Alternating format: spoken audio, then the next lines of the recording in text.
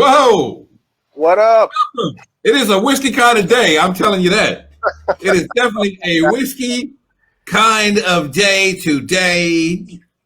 But it's Friday, or as I say, Friday. Oh my God! What did you come up with that? It's Friday. Well, it's a combination of Friday and yeah and yay. My name Hey, is Amiche. We got Gabriel all the way down in Dallas, Texas. If you guys are just tuning in, and it's what are you drinking on? First of all, that's the big question because it's one of those days where you need a drink. I am 2 glasses in on Gentleman's Jack, and I'm about to get a third. It is. Hey, welcome, wonderful people. The whiskey kind of day. It is definitely that. We've had some issues with the sound again. We gonna get this thing right. I appreciate you guys sticking with us through all of it.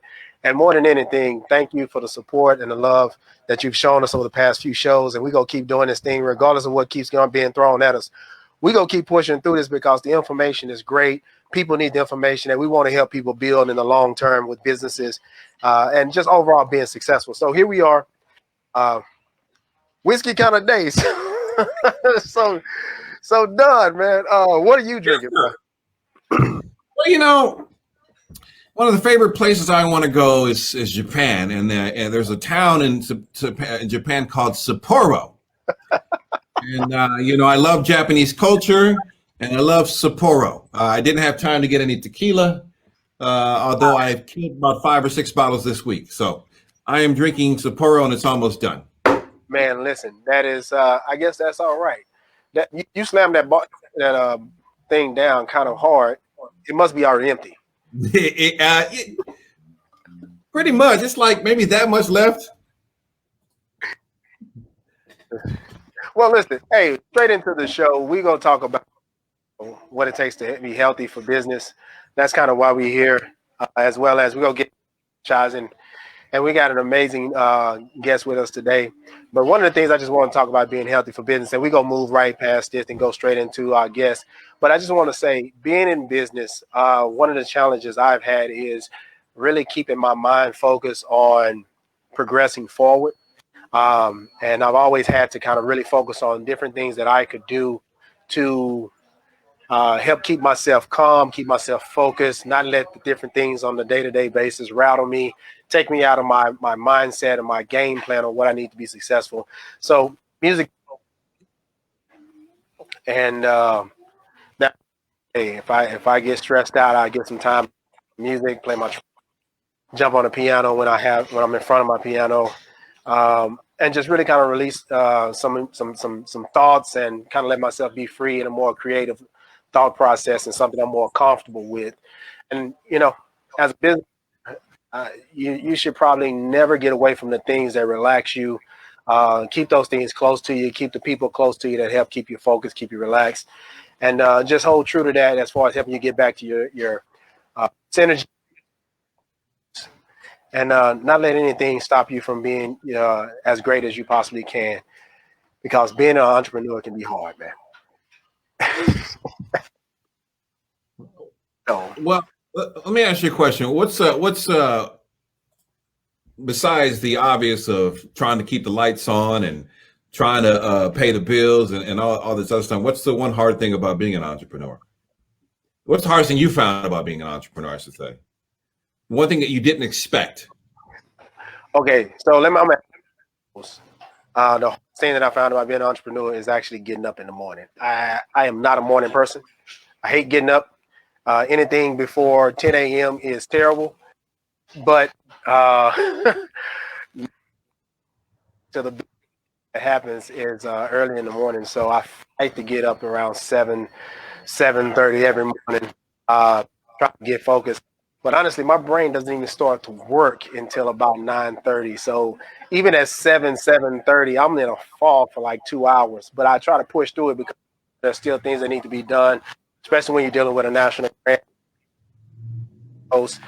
But I'll go focused on that.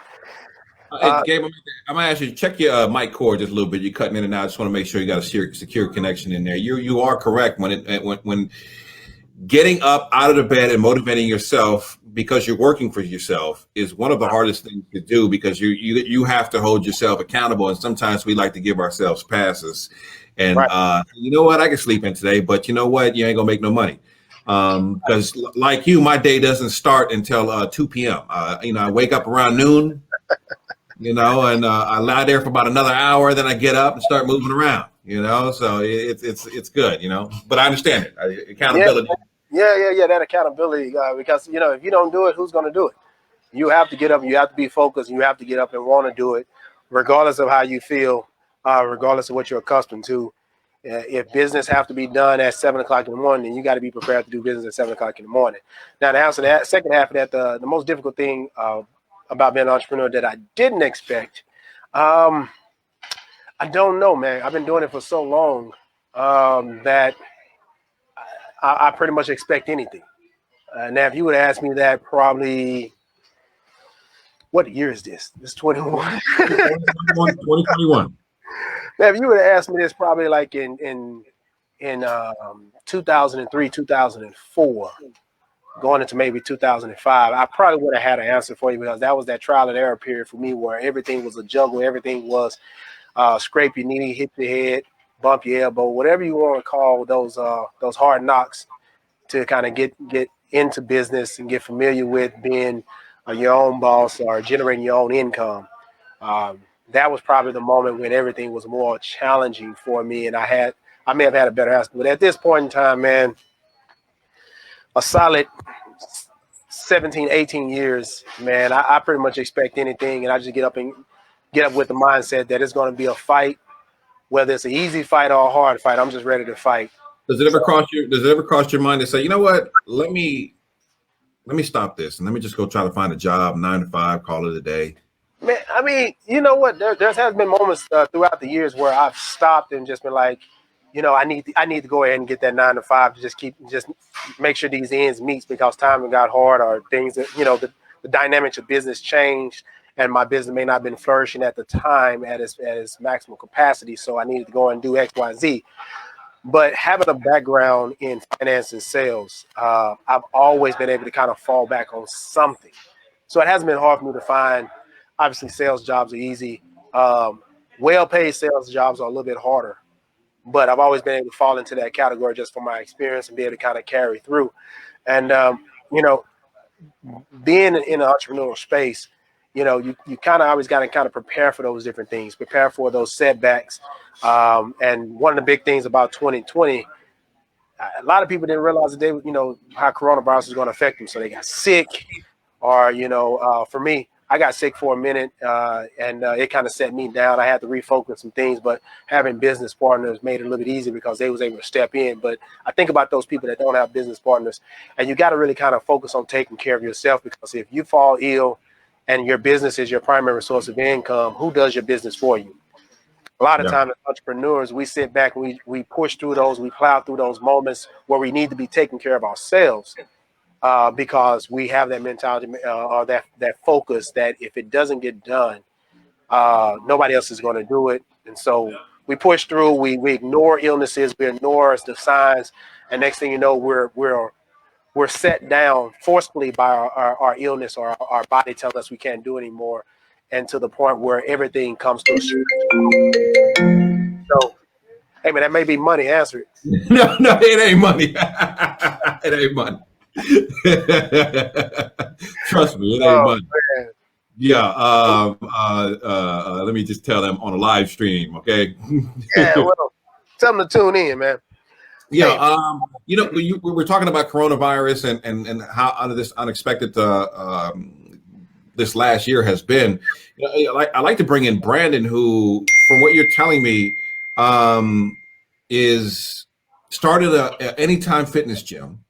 Yeah, man. And then, hey, Brandon, how you doing? Brandon started an Anytime Fitness gym November of 2019, which, you know what? Great idea. Amazing idea.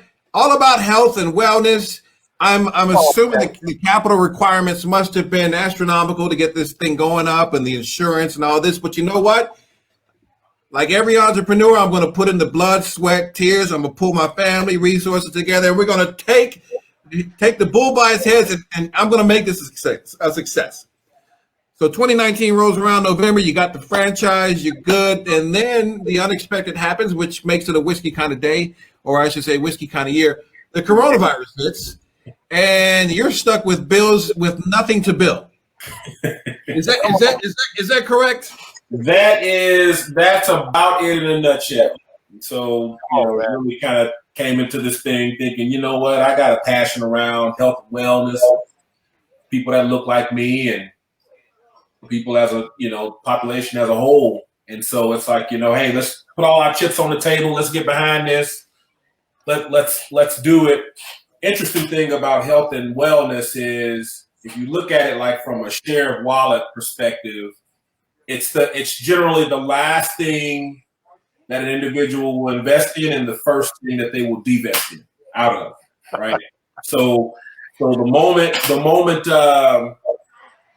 hard times hit and the pandemic came around and folks lose jobs and wallets get tight, things like health and wellness is one of the first to go. So now on the other side on that, we will set it and forget it for years. Now I want to play devil's advocate. Yeah. And that was part of the profit story, right? That was part of exactly what I was planning, to get Don Amiche to sign up, and after you sign up on that little annuity annual plan, and I really was gonna hope to see you a lot, but if you didn't, I would have called you. I would have called you. If I didn't see you all right, as long as it's on your credit card, that's fine. I'm cool with that type of relationship. Oh man. Hey, so I want to ask you. So when all of this came to play, and you realized they was about to start shutting stuff down, you're in the middle of putting all these plans together. Did you stop and say, man, I need a contingency plan. I need a COVID plan. What am I going to do to combat this? Because this is, my thought process is I'm looking at COVID. Nobody knew exactly what it was, but obviously, everybody had to kind of navigate, pivot, whatever you want to call it. But you're in the middle of building something that's only taking money at this point. Yeah. What was your mindset? What was your game plan at that point? I tell you, man, I don't even know that it really set in until it set in for me. You know what I mean? Because this was so unique. This was so different. So going into this, I was very sensitive to the business, kind of like what the economy was going to do. Because again, right, wrong, or indifferent, this is the space where it, like I said, last to gain share wallet, one of the first to lose share wallet. Right. So I was always sensitive to making sure that I understood sort of the swings of the economy and where we were on that pyramid, on that cycle. So anytime, if there was things like macroeconomic type things, so wars, things anything that sort of drives the economy, right? Inflation running rampant, things that may have been going on with the Chinese economy and other macro economies. Those things I was real in tune with. I had no idea what a virus could do to the economy. Right? It was completely new, right? So when this thing first came about, the novel coronavirus, thinking to myself, well, everybody better go get those Advils and that Triminic and get dosed up and keep it moving. This was just a little virus. Take a pill and keep it moving. And so I didn't realize until it happened just how much of a mover this was going to be to the economy, because I'd never been a part of a scenario where a virus took over the world. This is a 100-year pandemic, right? So you don't know these type of things. Wow, yeah. How long were you shut down for before you could actually open up? Or did you even make it to opening up? Brother, I'm still trying to get, I'm still trying to get there. So it's interesting because you set things up, but it's the chain, right? It's the supply chain. So what kind of help is your construction people in? What kind of help is your developer in? What kind of help, right? So all these people start to feel the impact.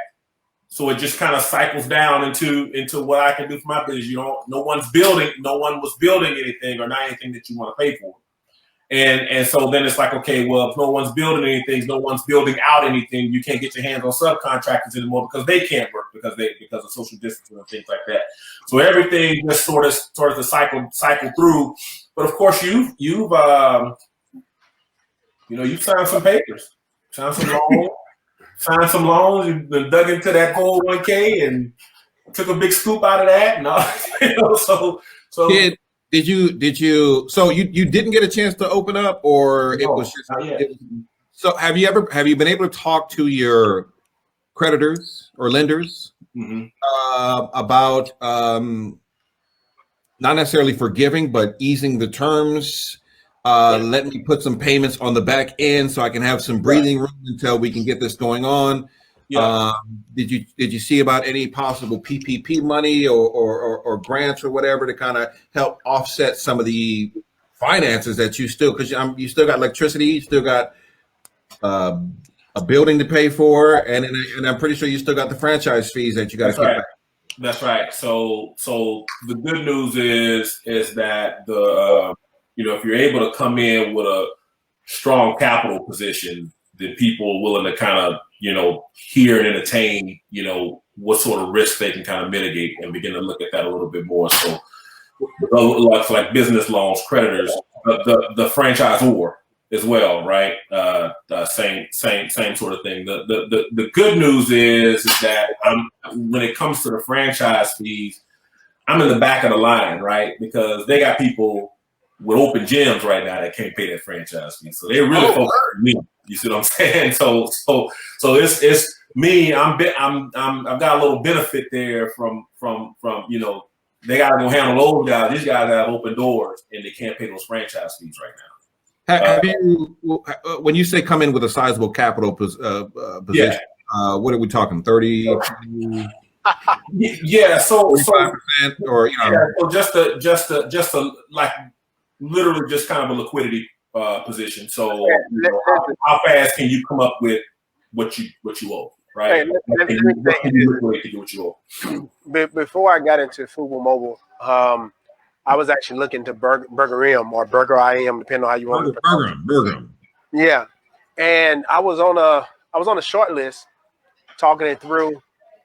And the franchise fee was relatively cheap. It was like $50,000 to get to start. It was inexpensive. Exactly. It was $50,000, but they also wanted you to have another $250 in assets or credit lines.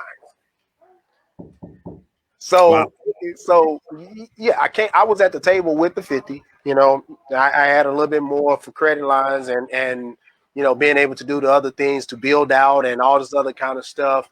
But when they start talking about those other assets and the length in which you needed those assets, I was like, yo, that's tough. That's tough for a little old guy like me. I'm put your name on that line. Right. You want me to sign away my first and second child.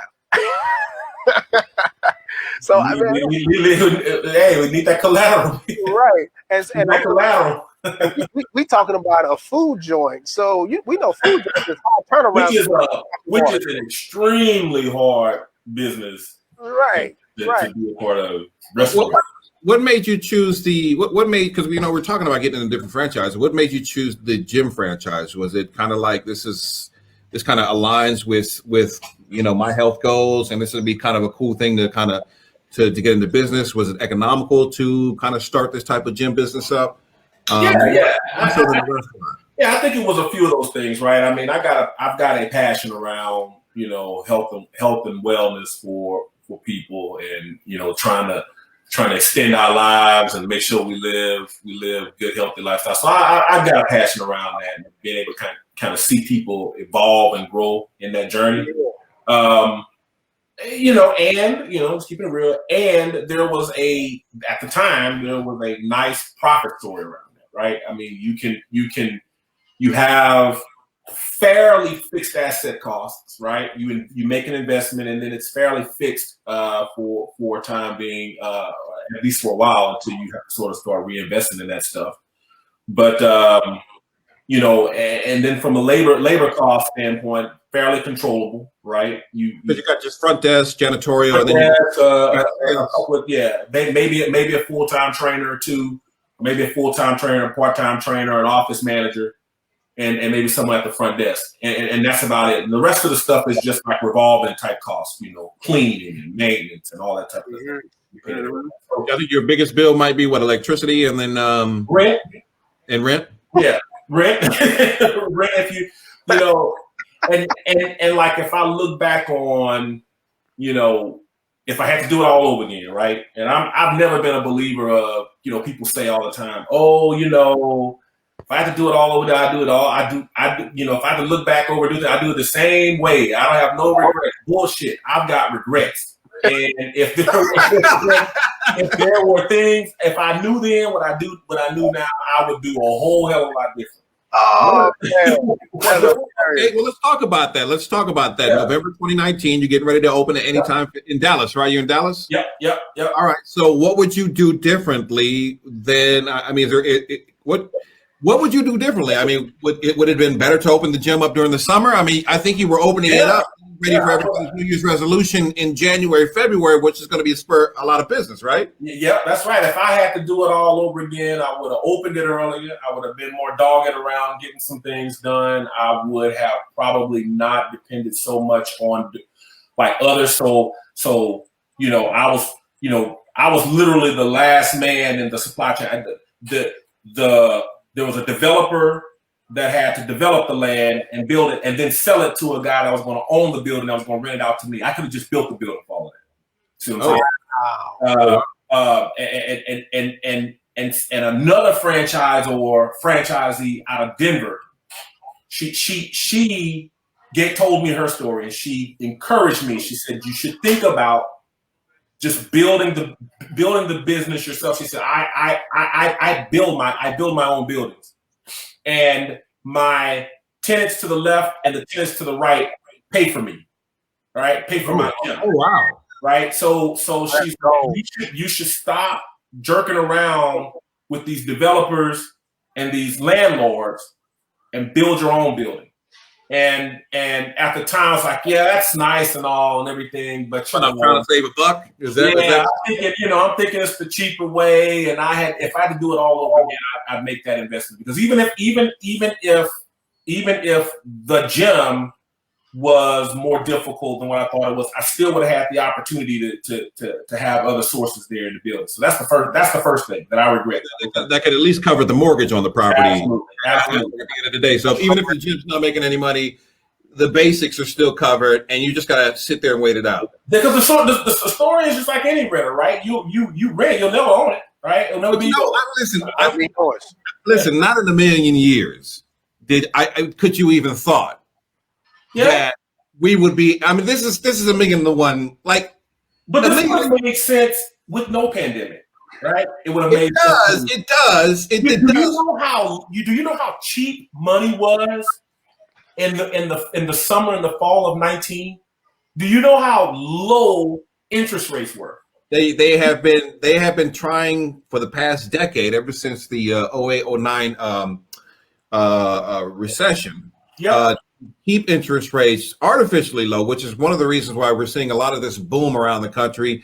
Dallas-Fort Worth area, you've seen a massive construction boom going on. Money is so cheap. If you have assets or good capital to back it by, you can go borrow it for dirt cheap and kind of build. Why didn't I do that? That is real. Listen. I'm just saying, money was so cheap. It's cheaper. A construction loan is cheaper than a business loan. Wow. I'm serious. It's cheaper than, but it is a. Because you got an asset, it's turning into an asset. Absolutely. It's cheaper. It's real estate, right? So even if the bank has to come, the bank would much rather come in and repossess your land or your building than repossess some treadmill or something that you're renting from somewhere, right? I don't know what to do with that, but I know what to do with that building and that land is sitting on. So would that put you out and put a for sale sign out there and sell it for pennies on the dollar? Would that have put you in a better position if you would have bought the land to get capital to fund the business later on? Would that have put you in a better position, even with the mortgage on the land? I think so. I really do. I think it would have put me. I think it would have put me in a much better position. At least I just wouldn't be. I wouldn't be out right now. You know what I mean? I just wouldn't. I would have some source, and I also think again it would have like if nothing else transpired, I would have something to sell. Well, can we put a Fubu Mobo stand inside of the Anytime Fitness Gym? At least Listen, this was all part of the plan, right? This was all part of the plan. It still is, but hey man, shout out to my boy Don Amiche for that plug. Appreciate you, brother. This is all part of the. Hey, we in this together here, man. We in this together. Man, listen. Speaking of what are you drinking over there, man? I know you're a man of high quality. So what are you drinking? Woodward Reserve, man. With little something. It's a nice little house brand, kind of rough, not very smooth. So you got to sip it with ice. Listen, 20 years ago, I'd have turned the bottle up and down it, but nowadays I got to put ice on it and sip on it, man. That my I don't know, my esophagus is just raw. Man, I turn that hot stuff up and I will literally cough up a lung. You find yourself sipping too much that your head starts spinning after a while? No, man, if I sip too fast, my head starts spinning nowadays. I'm a chomp in the game these days, I'm telling you.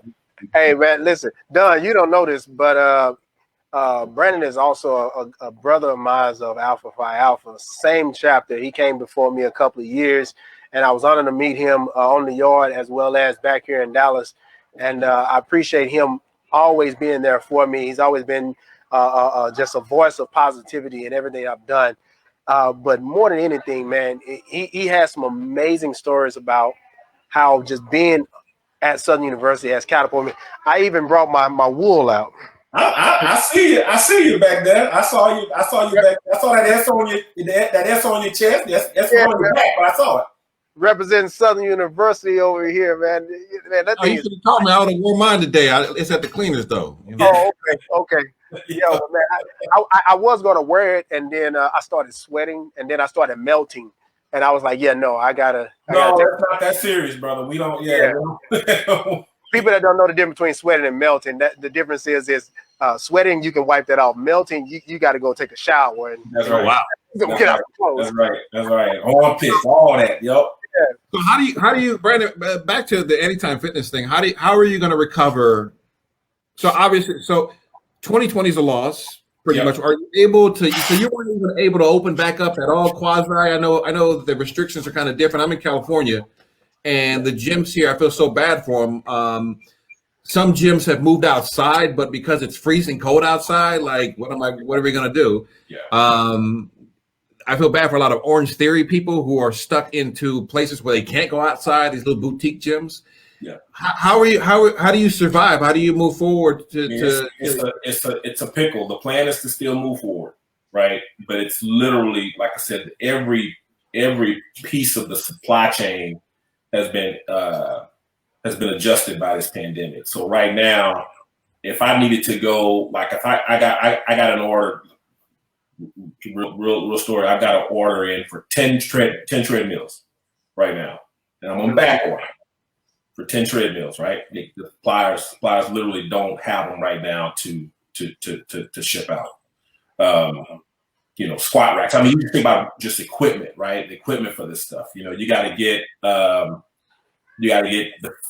finish out done in the building, right? And of course, being part of a franchise and having a franchisor, this stuff has to meet certain specs and certain things like that, right? So, having to get the right sort of contractors in and do those things. Contractors trying to get their hands on labor and stuff like that. And it's just slow. It's just slow, man. It's just slow. If I wanted to, if everything opened up right now and said, you know what, we're all good, everybody's got a vaccine, we can move forward, it'd probably still be a year before I get this thing out.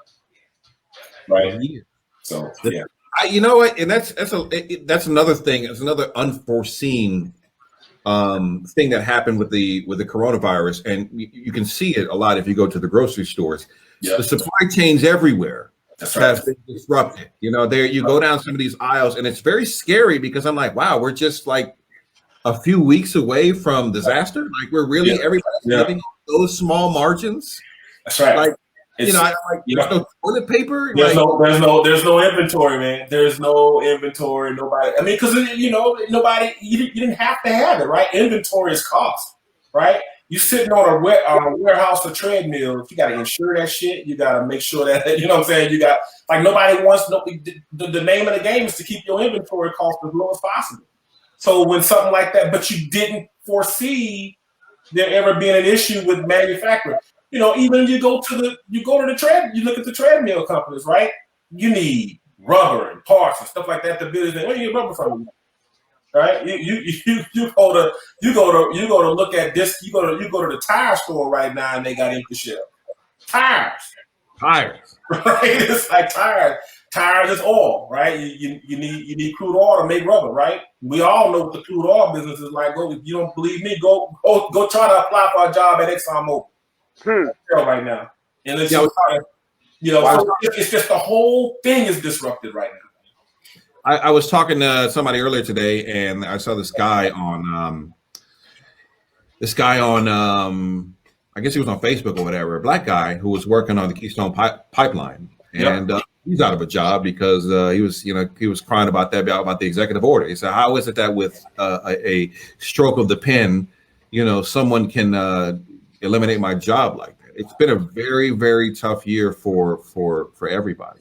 Yeah. And then on top of that, some of the stuff is unforeseen, and then some of it's like, what are you going to do? You got a president kind of making it even harder for some businesses. A trainer I know, a real good friend of mine, down in Houston, he works for the FBI, and back in maybe it was November, December, or something like that of 2020, when there was like the threatening of a government shutdown, over the passage of this legislation for like this new coronavirus funding bill that never really happened. But he just talked to me. He's like, "Man, I work for the FBI, but he's like, I'm thinking about long term because government shutdown. Well, they don't get paid. They're not like essential at all, or not all of them. No, not all of them. That's like the national police force, So they begin to look at they begin to look at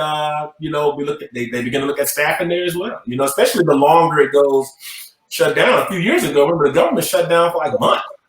Or the federal government shut down for like months a few years ago. So yeah, I mean, it's just so you're right. Millions and millions of people. The stroke of a pen, the change of the guard, a new administration, and life can change. All right. Well, so you're still on the track to eventually slowly. I'm on the track, man. I'm gonna keep the fight. I know I got a nice little square footage area there for Fubu Mobile. That's what I'm saying. And Don, let me tell you something. You can put it right in the corner. That's right. And look, anytime you are in. Anytime you out in the area, Arlington, Mansfield, anytime you out there, you just let me know, man. You will. First 3 visits on me.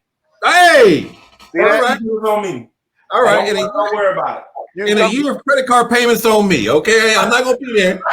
I'm gonna set it and forget it. Set it and forget it. I'm saying he's gonna forget that credit card when he stop paying, huh? Say, come get you a phone, get you some new AirPods, and then go to the gym. And then go to the gym. Right there. Let me just get a stretch out. Let me get a stretch. Let me just see you. We're just gonna bend down and touch our toes 10 times and call it a day. All right. So do we have a target date for when we might open at all? I mean, it's just kind of playing it by ear still? Yeah, no. I'm being facetious. So I'm earmarking right now, beginning of okay. Yeah, beginning of November is when I'm earmarking. But I'm so calloused by this at this point. You know what I'm saying? It's like I've earmarked milestone the beginning of November, but we'll see. Listen, I got a question for you that a lot of people struggle with. Mm-hmm. Give a quick idea of what your process of getting into franchising with, this particular franchise, but you being on the corporate side of things as well as in the entrepreneurial space, you've seen a lot of things. Mm-hmm. So give an idea of what your experience was and how that process of flow of procedures was for you getting into that franchising space. Yeah. So for me, you know, I've got a passion around how to make money and how to drive revenue, and how to optimize the dollar that you make, right? So I've got a passion around that, and I've also got a passion for lifestyles and making people's lifestyles better. And so it's like, well, how do you begin merging? So in my professional life, that's what I do, right? I'm in software. I'm in professional services. I run these organizations. And that's what we do, right? We deliver software. We provide software delivery services at a profit all around the world for various things. So I was able to bring that skill set of business management and actually being able to understand. Listen, you know, I manage P&Ls for these companies that are hundreds of millions of dollars. Surely I could, surely I can make, you know what I'm saying? I can make this work. So it really, honestly, it's really being in tune with like what it is that you really have a passion for. Because honestly, if it wasn't for like passion, I would likely be, completely involved in like other stuff, right? Or nothing, So it's really about finding your passion, understanding that that I have a passion for maximizing the value of the dollar you earn, and being able to deliver a service or an experience for the betterment of people. So that drove me. That drove me. So at the end of the day, I was like, okay, well, health and fitness. Right? Anytime is probably one of the few franchisors of health and fitness that gives the franchisee autonomy. Right? So there's not a ton of hooks and ladders that they kind of put into franchisors, not like some of the others. Like like you have the Snap Fitnesses and things out there that are heavily franchised, but to be honest with you, I could do a Snap type of thing without a brand, without that brand. That's kind of is the Snap kind of is that a boutique like gym, like an Orange Theory, or it's like a vending machines of gyms to me. I mean, and it's not to say I don't knock anybody that goes to Snap, but it's truly a simple, cheap concept for people that are looking to kind of cut their teeth into entrepreneurship, but don't necessarily have a passion in gymming. I would recommend something like a Snap. Low cost of entry, very small footprint. You don't need kind of like a hotel, right? You don't build a hotel for 100% occupancy. You don't own a hotel for 100% occupancy. You build your economies of scale, so where people get around 30 or 40% occupancy, you should be doing well. Same thing with a Snap deal. If you can keep your membership up around 20 or 30 members, you should be pretty decent. Right? Oh, that doesn't seem too difficult. Yeah, that's family, right? That's family and close friends at that point, right? If I get you and two of your siblings, Gabe and his kid, me and my family, we straight. You know what I'm saying? We everybody got to pay, but you know what I'm saying? We straight, right? But I had a model that was, I needed a little bit more branding and marketing behind it because of the area that I'm in. It's still fairly like up and coming and new, and so I was going to need some power brand and marketing behind it that Snap was not going to be able to do. But someone like an Anytime Fitness would. Obviously, your large, big box gyms aren't they're all corporate, right? They're all those type of things. So yeah, that's what. But they, Anytime was providing the marketing and brand support around it without all the hooks. You know what I'm saying? They weren't charging me for every single thing they were going to do in there. If they ran local commercials, in a certain area, like a DFW area, they were going to run local media commercials. Well, they're not sending out invoices to all the franchises out there saying, break me off, $2,000 or $3,000 to help cover the cost of these media visits we go in a certain market. They just take that on their own. Now, of course, they are asking you for a franchise fee, right? We're getting the cheapest, but But they're putting money back into the franchise. Yeah. You could actually see what they were doing. They were driving some good stuff with the franchise. Hey, I got a question. Somebody asked, what are the benefits of franchise? And I think we talked about this earlier. And let me just say that anybody that's watching, please and feel free to ask questions, comment. Well, we definitely want your input. But we talked about this earlier, the benefits, the pros and cons of franchising. Why don't you walk us through that? So if you are looking for, obviously, brand support is a huge thing. It's a heavy cost when you think about marketing and branding and stuff like that. Then there's a benefit there. There's also if you can monetize the benefit of being able to hang a strong logo, a strong nationally recognized logo on your door. There's a benefit there. And the power of being able to maybe grow and expand a little faster in the other locations, there might be some benefit there. I haven't really done the economies on if it's easier as an independent or not, but I'm sure there's probably a little bit of ease in doing that in a franchise than it would be on your own. Derek Duncan says, "How much would you spend on marketing? Do you spend anything on marketing, or are you just relying on the national franchise too?" Absolutely. I spend on marketing. Okay, so you are absolutely. I have a marketing budget in my community. Absolutely. Yeah, because you have to spend your own marketing on your area, your demographic. Yeah, that's right. It's not enough. The franchise is going to do a national push, which is going to basically it's a national exposure of the brand, but physically targeting the people in your area, that is solely on you. Yeah. Are you running Facebook, Instagram ads online, or was that what your plan was, or were you doing that? That's the plan. Once I realized these doors wasn't going to crack sometime soon, I had to kind of rethink a lot of that. But yeah, absolutely plan.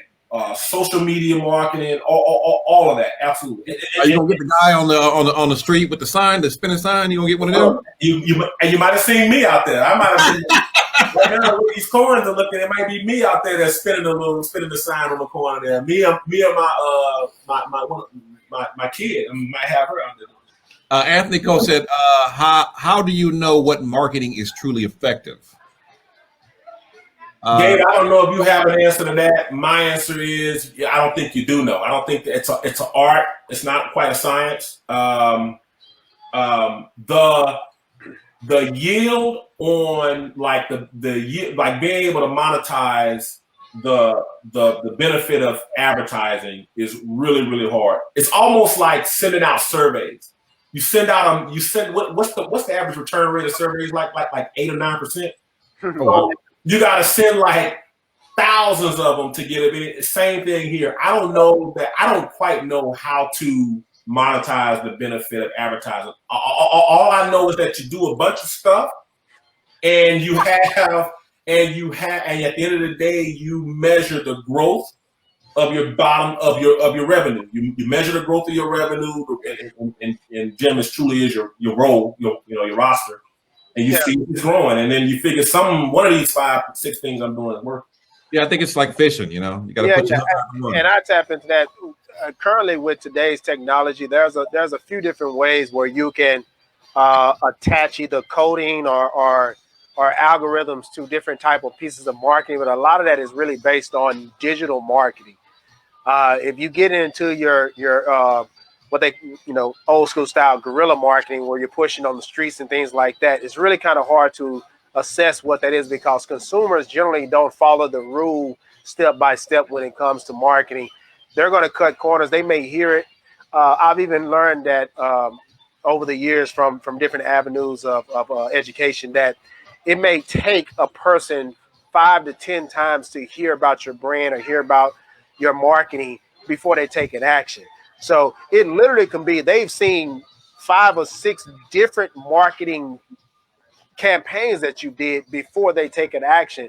Yep. So to see that one of those campaigns created that return is you really can't calculate it. But in the sense of what Brandon is saying, you kind of just got to keep pushing forward. You got to be very creative and strategic on everything you do push out a lot of different things. So you're saturating, you're in everybody's corner eye, whether you're on a billboard, you're in their car on the radio, you're on a flyer in their mailbox. You got to be everywhere at once almost. And then just hope that something is going to finally push them to the edge where they just say, you know, I'm tired of seeing these flyers. I'm tired of hearing about these guys. Let me just go by and see. And, So, and I'll add this real quick, not to belabor, but advertising and marketing, like I think of it as more of like a correlation of success, not a cause and effect. Like I don't know that my business does well or bad because of my advertising. I tell you what though, advertising and marketing gets people to the door. You going to the business, right? So you know, you can bring them to the store. You can bring them to the store. You can have them pass by. You can have them looking at your business and walk in like that. But at some point, there's a correlate. You correlate advertising to things like traffic and stuff like that. Like the traffic's coming. But the business itself, that's gotta you gotta bring them in. You gotta drive them in. That's up to you. Anthony DeWitt had another question. Shouts out to Ilya also watching. I think I can answer this. It says, when marketing, do you target everyone or just the community you're trying to serve? And I guess for you, the national brand is going to target everywhere to build brand recognition within your market. But you are basically going to locally target your community because it's unrealistic to target somebody all the way outside of town to come to your gym. You want to make it get as many people in your area that's very convenient for them to come in, you know, either to make the sale or to use the facilities and then get back home without having to do too much work. P.A. Vaughn says, with your franchise, is there a minimum distance to the next closest one, and can membership be used at multiple locations? That's a good question. Yep. So for any time, yeah. So to the latter part of the question, yes. Depending on what membership, depending on what package you buy, yeah, it can be used at any gym worldwide. And yeah, you buy these territories, right? What you're buying into the $50,000 that you talked about, Don, are like territories, geographies that the company has kind of drawn out in space, and so yeah, but they have controls and measures in place that prevents you and someone else. Maybe you're in your own respective territories, but your locations are like on the edges of those territories. There's a minimum distance between the two. Yeah. That's interesting. Or they'll be creative and say, okay, if this is what you have to do, then maybe we need to redraw these territories, right? And so that it looks a little bit. When by the way, we're talking with Brandon Brumfield, who right before the pandemic opened a Anytime Fitness, and basically got shut down. Before you got a chance to open. Yeah. Before we got to get in there and do any stretches. Yep. Before I didn't get a lunge in there at all. It was installing windows, and it was like, yeah. So about that opening. We're talking about the pitfalls of business and the things that he has went through. When is it a courtesy with a gym that a member who you didn't sign up comes in and use your gym? Is that a courtesy that everybody gets into, or do you get like $1 every time that person comes and uses the gym? I wish no. It's just a courtesy that your members can go to other gyms. Slide that little fob and walk right on in and okay.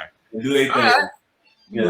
I get it. You know what I'm saying? Do their thing and sweat on your stuff, sweat on it, breathe on it, break it, and walk out. How does that work though? Like, so let's say I'm living in Irvine and your gym is in Plano, and then I move to Plano where your gym is. Like, are you able to convert that person? Yeah. I mean, if I see, like, I'm able to see who all is entering and exiting the gym. Like, I have a record of that. And so, yes, if I see you have, Don's got a membership in downtown Dallas, and he's at my gym a lot. Yeah, I've completely got the right to approach you and say, hey, man, you come here a lot. You thinking about maybe like it's just more convenient for you, or what have you, and because like you may be your home gym may be a franchisee whose rates are cheaper than mine, right? So you're just signing up over there because he's cheaper, but you're really using my gym right now. So but you got a good chance of getting me to sell you a deal at the same price where you were. Oh, right? So you can convert them. Yeah, I'll just convert you. I'd rather have you on the roll there than where you are, even if I've got to come off my price. And we'll don't worry, they'll settle up. Now, when the other gym owner comes by saying, "Why are you taking my gym members?" What do you say? They chose me. I mean, what do you?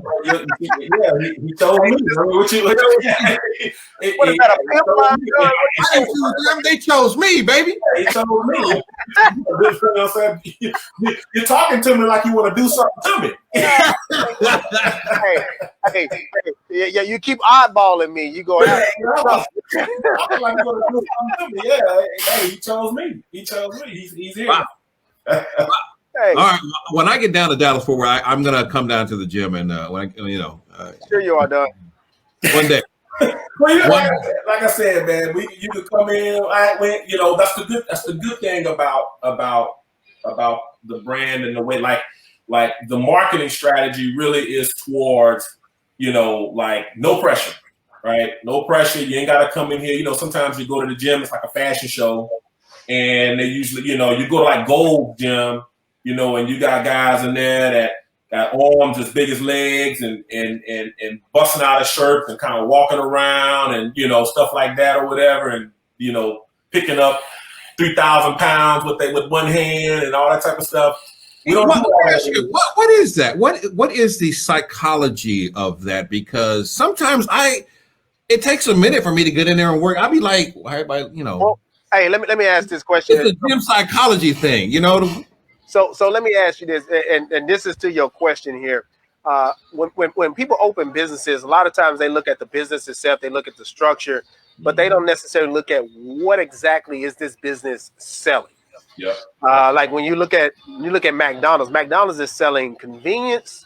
They're selling quote unquote quality food. When you look at Burger King, they're selling fresh made, tailored to your order. So 24-hour fitness says 24-hour fitness is on the name. You can go there any time of the day.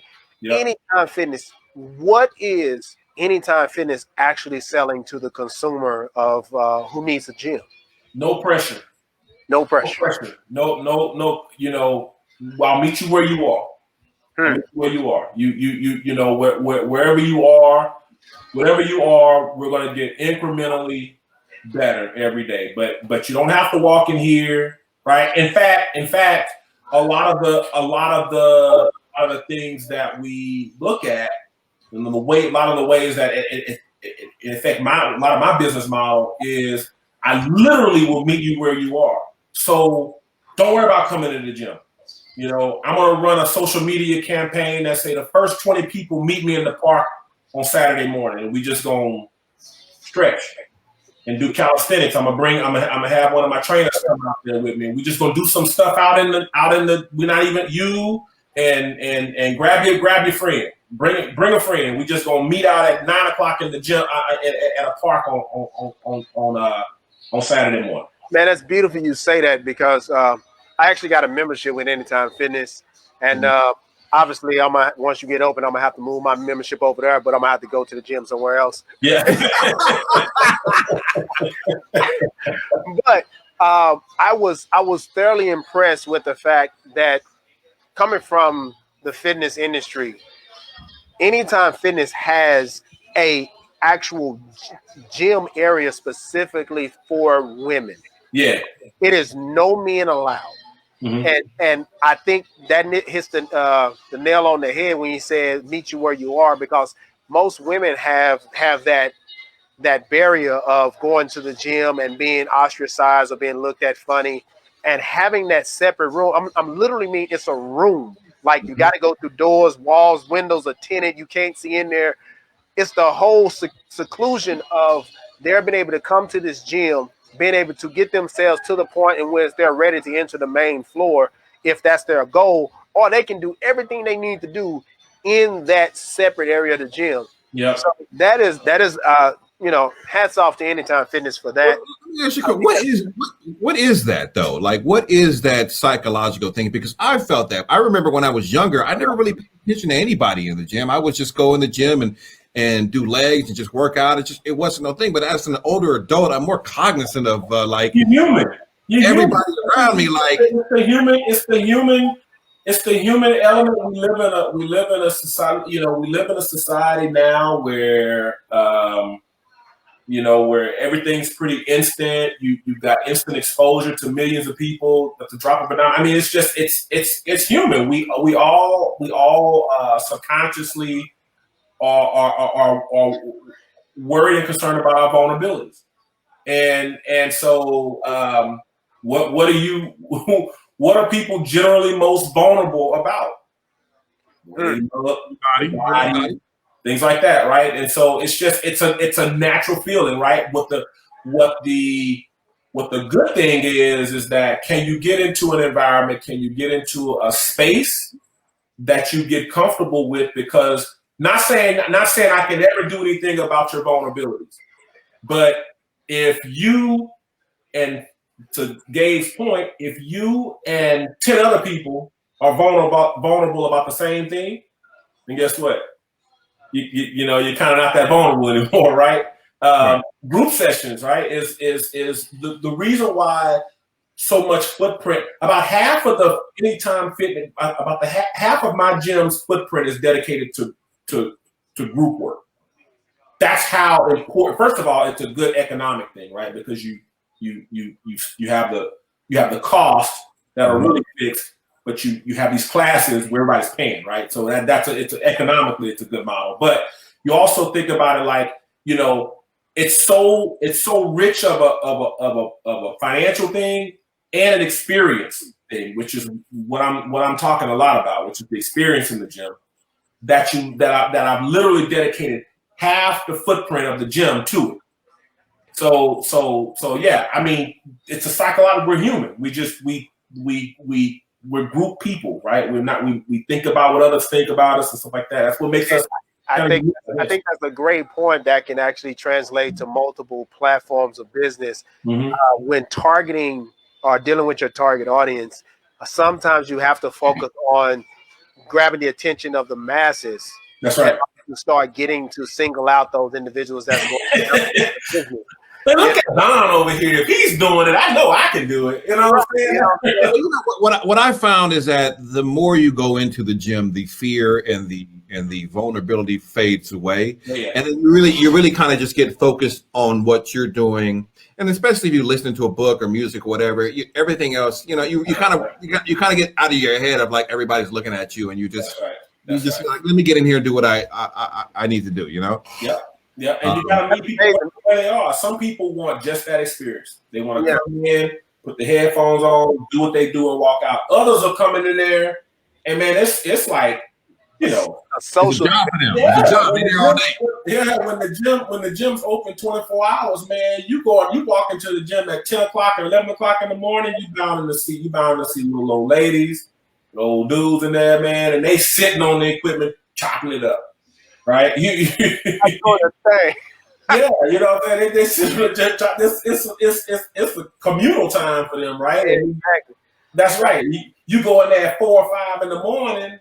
That's where all the cops are in there, all the firefighters in there. They all in there, and getting their workout in. And that's a really tight knit community there, so they kind of know each other. So you meet people where they are, man. Some people come in there to chill and just sit. And man, that could be more valuable to somebody than right? The fact that they're able to kind of walk in there and see their buddies and and sit around on equipment and talking.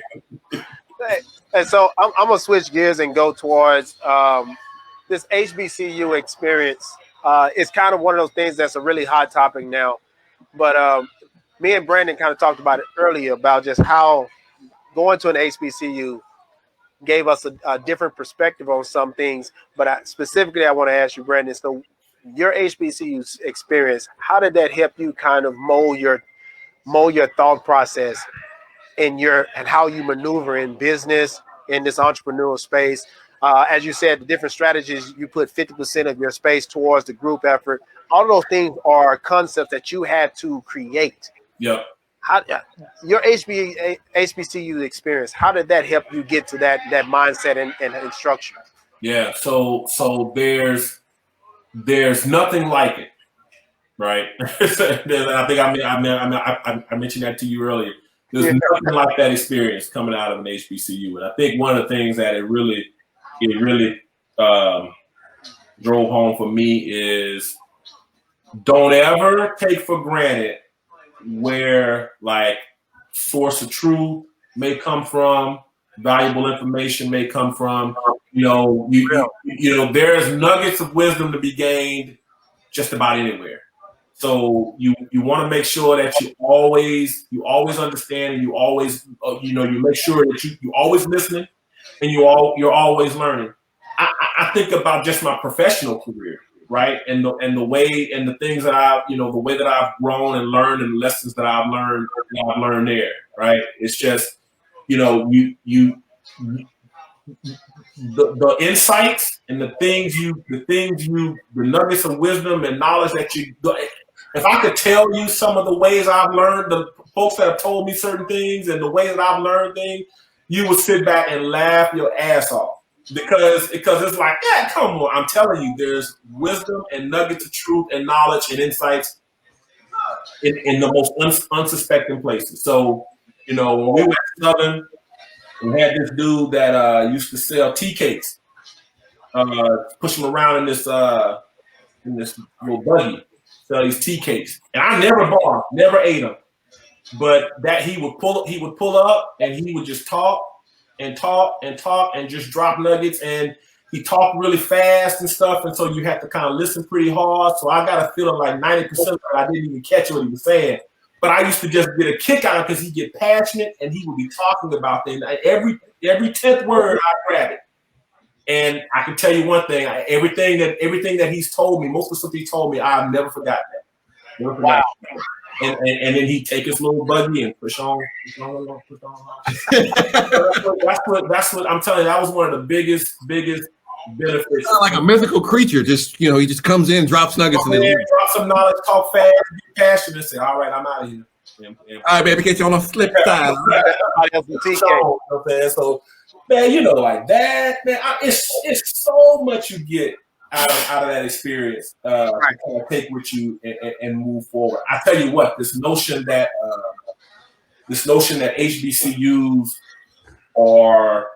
do not prepare people, or do not prepare their students for the existence and whatever breath of life you take, or whatever sort of avenues in life you take is a lot. You come out of there stronger and ready more than you would. Yeah, I told Brandon a story earlier about when I was in the band. Dr. Isaac Grez, the late Dr. Isaac Grez, he called me out one day. So I was driving to school one day and I was in a car accident.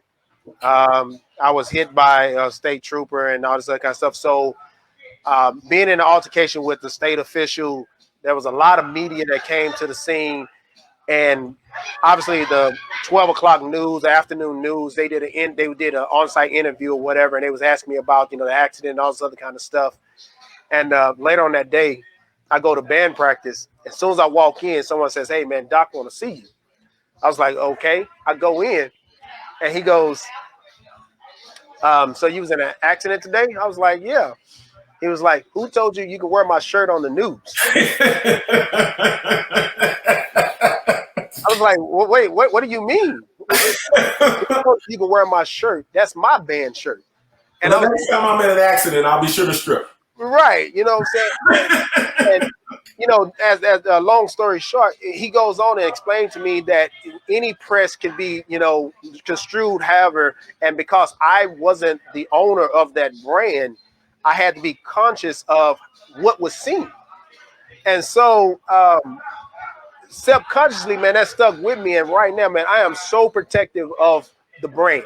Any brand that I'm associated with, I'm super protective of, because you can give promo shirts and promo gear to all these different type of people. But when it comes to large production products that show off the brand, man.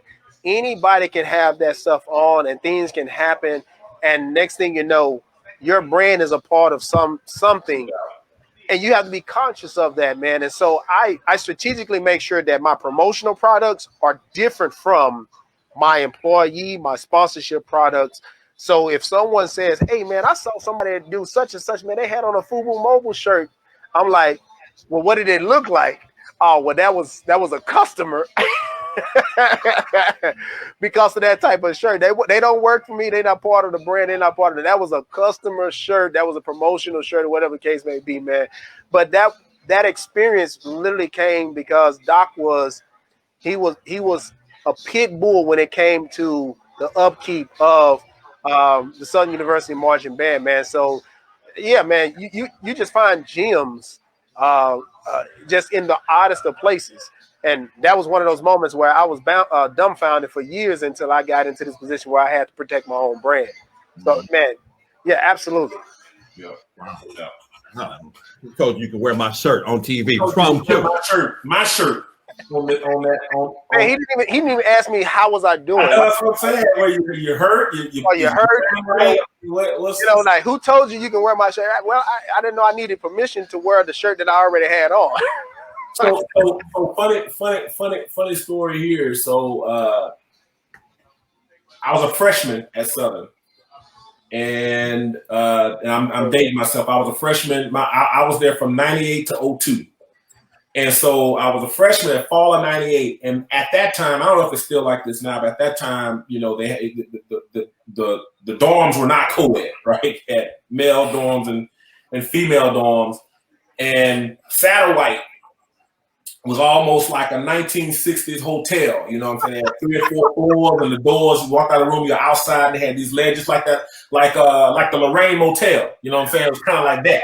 And so, me and about 3 other guys were you know, out of place, right? And so I jumped from the 3rd floor ledge. Why would you do that? And look, landed on my feet and didn't miss a beat. Adrenaline is something else. And did you feel that the next day, or? Huh? Did you feel that the next day? I felt it that night. Oh, okay. So you know, the university police was after, and I mean, Carl Lewis, I was jumping over ravines and ditches and stuff. I mean, nothing on any regular day. If someone would have told me that next morning or any other time, jump off that thing, I laughed at it. But I took that leap, and I landed on my feet. I don't know if that's the leap of faith you want, man. and kept it moving, didn't stop. For whatever reason, in the walkways at Southern, they used to have, I don't know, for whatever reason, they had these little odd concrete pillars, like right in the middle of them. And this was the dead of night. We were just running. And I missed and I hit my leg on the pillar. Flipped over, fell down, got up, kept going. Got back to my dorm I was in Whitehall. Got back over to my dorm, and I had a knot on my leg about the size of a softball. Oh my God. From where I hit that pillar. Bleeding internally. You can tell it was hot to the touch, bleeding internally. The people in the dorm, my roommates and stuff, said, put peroxide on it. Put peroxide on it. Threw peroxide on it. Man, I finally went to the doctor a couple of days later because I couldn't walk right. I had internal bleeding. The stuff had started to calcify and turn into bone, everything. And the doctor was trying to treat. Oh, wow. But you don't know what you do when you have to do it. You know what I mean? And like, it's again, just another one of these thoughts is like, silly way to learn things, right? Silly way to learn things. But you know, you learn. You think about what you're capable of doing. Don't ever judge anybody, right? That's another lesson. Don't ever judge anybody because you never know what you'll do when you have to. That is an amazing story to say. You was running from campus police, and in that moment, you learned that in the necessity of survival, you can do whatever it takes. I guess you're right. I guess it plays out in a different way. You know, coronavirus is the leg you being banged up, and the 3rd story jump, and third floor of a building. Yep. There you go, man. There you go. I'm pretty sure there's an easier way to do things. Maybe just not get in trouble in the first place. But you know that would what? have been the right thing to do, right? That would have been the right thing to do. You learn how you learn. As long as you learn a nugget out of there. Let's get ready to wrap this up, man. Before we let you go, Brandon. Anybody thinking? By the way, Brandon is opening an Anytime Fitness in Dallas, and we were talking about a lot of the things that he has had to struggle with over the last year, right before he opened up. The coronavirus hit, you know, as a gym.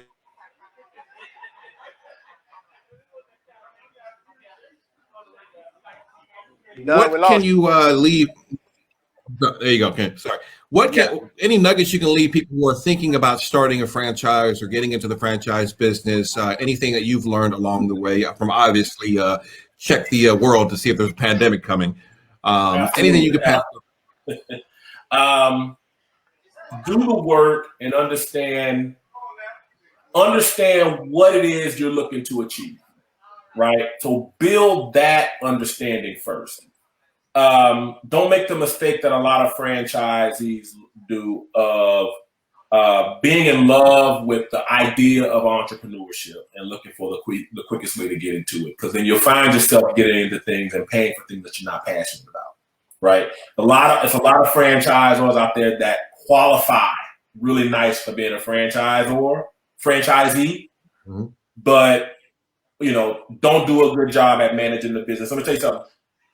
If you get into the franchise, you are a function of others, right? So you could be a very stout, very well franchisee running your business very well, but if there's another one 10 miles away that's crappy, it's gonna reflect on yours. It's harder for you to manage yours. So I think that's really important. Understand what it is you really want to go do. Maybe franchising is not even the way to go get it done. Maybe you can do it yourself. Maybe maybe there's another way to go do it. So like just get in line, get alignment with what it is you really want to go do, and then assess the paths to be able to get there. That'd be my. Is it worth getting into a franchise? Say it again. Is it worth getting into a franchise? Depending on the franchise, maybe. Yeah, depending on the. I go back and forth on that every day. I feel like if the time is right for you to get into what you're passionate about doing, then you should assess. And especially if you're not, your last name not Rockefeller or something like that. Then I feel like you should assess all paths to get there. Maybe franchising is one of the paths. But if the time is right and you can do it on your own, you should think about doing it on your own. Oh, and another nugget from the beginning of this conversation: if you're going to start a business, build the land and build the building. Build the business. You know what? And anybody that most people that run and own McDonald's, especially multi-location owners, will tell you that I'm a real estate man first. That's real. And I add this: when it comes to franchising, one of the things that I've learned about franchises that when people are getting into franchises, you really can't cut corners on understanding the documentation of the agreement that you enter into that franchise.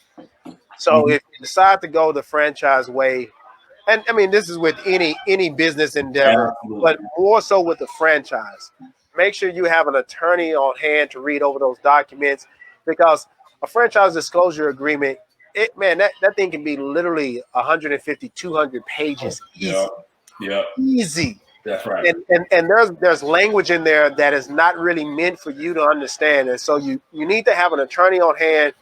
And if this is a newer venture for you in the business realm, meaning that you may not have a lengthy business background of entrepreneurship, you may want to get a franchise consultant. That's right. A franchise consultant is someone that's specifically knowledgeable in the realm of franchising, and therefore they're going to be able to give you the ins and outs, give you a little bit of understanding of what you may need to do, as Brendan was saying, understanding your target area, because they do draw targets on where your franchise is able to market to. A lot of people don't know that. When you get a franchise, there's a demographic or zip code area or whatever, however that franchise structure that you are beholden to. Yep. By that zone. And it's not like you can just say, hey, I'm gonna send flyers to everybody in Dallas. No, it's that area. That's right. So that franchise consultant is going to help you understand how to maximize your area at that particular time. So if you're getting into a franchise, man, don't cut the corners. It may cost you a little bit more money up front, but it's going to save you a lot of money and a lot of headache in the long run, understanding that you need someone that's going to understand the language and someone that knows the franchise industry as a whole. So, no doubt. Absolutely.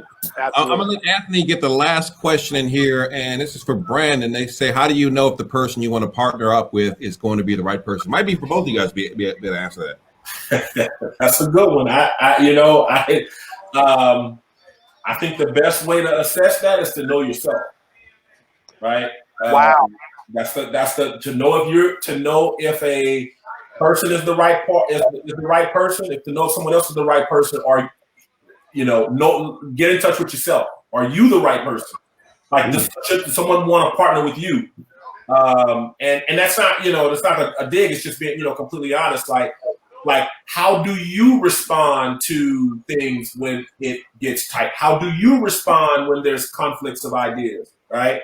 How do you, what do you bring to the table? What if your situation changes and you need to get out of this business? You know what I'm saying? Or he needs to get out. How do you respond to things like that, right? So take a look at yourself first. Know yourself. I knew that, I probably wasn't the type of person that was, that was going to do well with partnering. Not because I'm not a good person or a good, but I value my friendships too much. I really do. I value my relationships too much, and I know this can be a pull and a push on that could test the best of relationships, and I just didn't want to take it there. All right. And I'm gonna add to this in the end. What he was saying about knowing yourself. You also got to know: are you a hands-on person or you're a hands-off person? And that makes a big difference in what direction you go in business. If you hands-on, you may not want to do a franchise just because a franchise is going to give you a lot of restrictions, a lot of guidelines. Mm-hmm. If you're hands-on, you may want a little bit more freedom. You may want to go out and venture on your own. You may want to get an authorized dealership. So as he said, knowing yourself, knowing how you operate best really can tailor your understanding of where the franchise needs to be. For me, I wasn't about food, but I knew the Burger Inn was something new, and I knew it was something, new in the area. And so I was willing to take that challenge, but I'm not really a big food person. I'm not really big on fast food. So it wasn't about me being in the fast food industry. It was a new product in the area as far as Fubu Mobile. And it's telecommunications, it's technology, it's all of those things rolled into one. It's an advancement, it's a fast moving industry, and that's more like me. I love that challenge. I love the newness. I love technology. And so it made more sense for me being hands-on to get an authorized dealership with a cell phone company, because I was able to really see all of the technology trends come forefront, have a place at CES. All of that stuff made sense to me. And so absolutely, knowing yourself is a really, really big understanding of where directionally you want to go when it comes to franchising. I love that. All right. Well, wow, we've said a lot. Brandon, I want to thank you for joining us today, and we say a little prayer for the business so that you get up and running and happen. Brandon at Anytime Fitness. Where exactly is the gym at in the DFW area? Yep, it's in Mansfield, right on Broad and 287. Make sure y'all go out there and get that. Let them listen. Stop the foolishness. Let them go ahead, raise those sleeves up. Let them put this vaccine in you, so we can all get back into the gym. Okay? That's a whole nother conversation. Let them put it in you, man. I'm telling you. You don't know how many black folk I done talked to. I ain't taking that damn vaccine. Come on. Go ahead and let them put it. We gonna be all right. Don't worry about it. Go ahead and let them put that. You ain't seen the videos online of people getting sick and dying because of the vaccine. I ain't taking it. The government spiking us. The government gonna put some, man. Let me tell you something. The government know all they want to know about you already. Okay, this ain't gonna change nothing. Go ahead and get that vaccine put in you so we can get back to living. Yeah, and if you die, cool. That's one less person we got to worry about. You know what I'm saying? And we get back to normal. All right, Brandon, Gabe in Dallas. You can check out Fubu Mobile. Where is Fubu Mobile at in Dallas? Fubu Mobile is in Arlington, man. This is just 2 miles shy of the Dallas Cowboys Stadium off of Pioneer. All of your cell phone needs and services, man. We're right there. And Brandon, man, we got it. When you get open, man, we got to figure out that promotion to get your ear pods and your first month of service, so we can get some people in there. I'm more than happy to do it. I mean, all the help I can get. Appreciate it. Maybe you can put one of those recharging Fubu Mobile recharging stations in the. Hey, like at the airport, right? Airport, you know, pay for it with your credit card bill and just go ahead. You slide your credit card bill in and everything. Your credit card, you put your phone in, it charges it back up. You're good. Charges is up. I get them digits off that credit card number. We're good to go. Good to go. All right. Thank everybody for watching. Right, next time, definitely go check out whiskeykindaday.com. And thank you guys both, man. It's been an amazing conversation here. Until the next show, we'll catch you guys later.